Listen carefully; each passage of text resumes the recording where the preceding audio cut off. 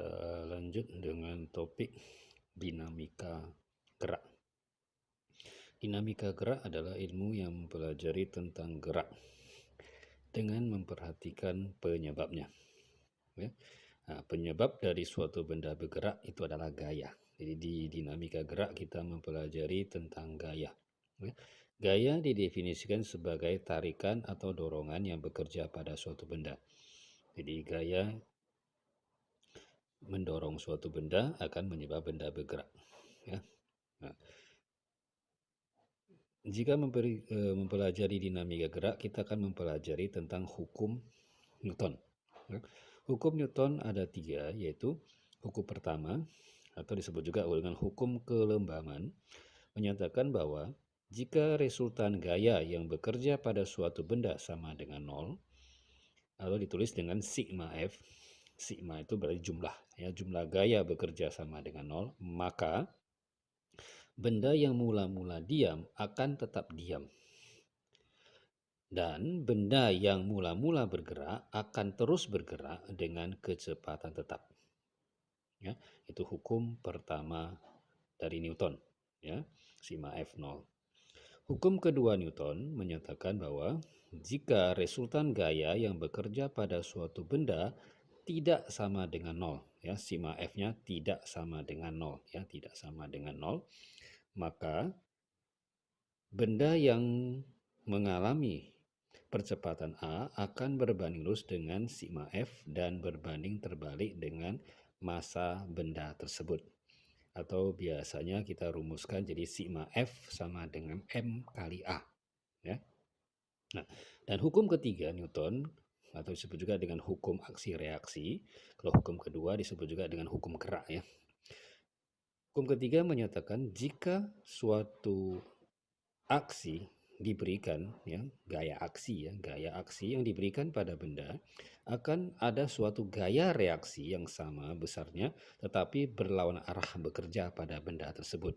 Jadi gaya aksi sama dengan gaya reaksi, ya, minus menunjukkan arahnya berlawanan, ya. Nah, di sini ada beberapa hal yang harus diperhatikan dalam pembahasan mengenai aksi reaksi, yaitu pertama, gaya aksi reaksi selalu bekerja pada dua benda yang berbeda. Ya.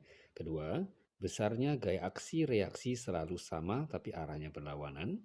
Kemudian ketiga, gaya aksi reaksi timbul atau bekerja secara berpasangan.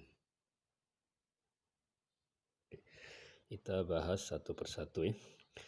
Untuk hukum pertama Newton, ya, yaitu sigma F sama dengan 0, berlaku pada suatu benda yang diam, misalnya bendanya di atas lantai, ya, benda yang diam, jika sigma F0 berarti resultan yang gaya bekerja pada benda itu sama dengan 0, ya. Jika resultan gaya bekerja pada 0 berarti benda ini mendapat dua gaya atau lebih yang besarnya sama dan saling meniadakan, misalnya seperti ini.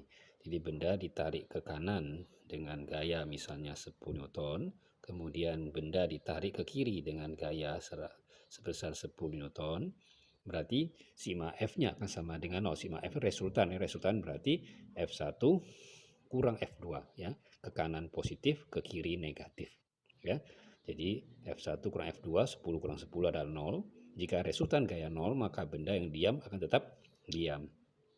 Atau benda yang sedang dalam keadaan bergerak, ya, bergerak, jika resultan gayanya 0, ya, resultan gaya 0, berarti diberi gaya yang besarnya sama, arahnya berlawanan, maka benda yang sedang bergerak ini akan terus bergerak, ya. Ini bergerak dengan kecepatan sama. Contoh misalnya kita berada di atas atau di dalam sebuah mobil yang sedang bergerak, ya, sebuah mobil yang sedang bergerak. Nah, mobilnya sedang bergerak berarti kita yang di dalam ini juga dalam kondisi bergerak, ya, sesuai dengan mobilnya. Tiba-tiba mobil direm, apa terjadi? Kita akan maju terdorong ke depan, ya, kita akan terdorong ke depan. Jadi kita yang sedang bergerak dalam mobil yang sedang bergerak akan terus bergerak jika mobilnya ini direm, ya, direm. Jadi kita yang sedang bergerak akan terus bergerak. Ya, jika resultan gaya bekerja pada benda sama dengan nol. Ya, itu hukum pertama Newton. Hukum kedua Newton menyatakan bahwa jika suatu benda diberi gaya F, ya, maka benda ini akan bergerak dengan percepatan A. Ya, percepatan ini berbanding lurus dengan gaya berikan dan berbanding terbalik dengan massa benda. Jadi kalau gayanya makin besar, maka bendanya akan bergerak makin cepat.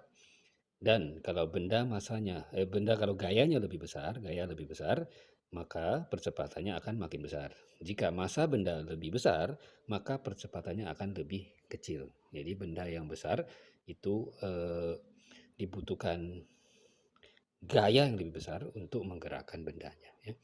Jadi percepatan berbanding terbalik dengan massa. Jadi ini kalau dikali ke atas berarti F sama dengan M kali A. Jika gaya bekerja lebih dari satu, kita pakai sigma F. Ya.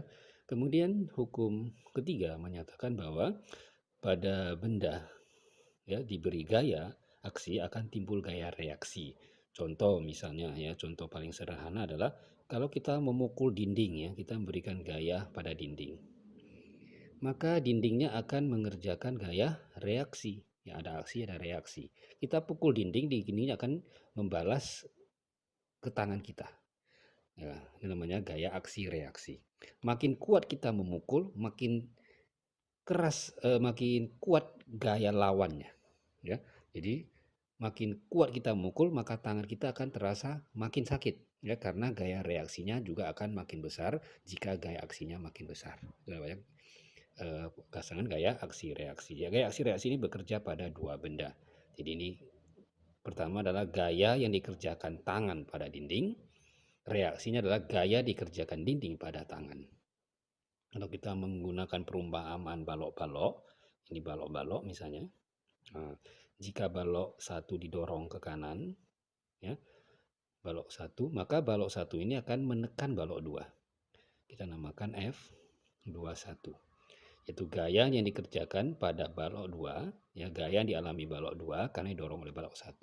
Karena balok 2 didorong ke kanan, maka balok 2-nya membalas, mengerjakan gaya reaksi. Balok 2-nya kan menahan balok 1. Dinamakan F12.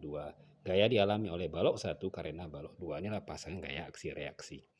Jadi gaya aksi reaksi ini besarnya sama, arahnya berlawanan, timbul sepasang. Dan ini bekerja pada dua benda berbeda. Jadi balok 1 akan mendapat gaya yang ke kiri, kemudian balok 2 akan mendapat gaya yang ke kanan. Jadi gayanya didapat oleh masing-masing benda. Ya, di balok 1 selain itu masih ada F-nya. Nah, itulah dia tentang hukum Newton.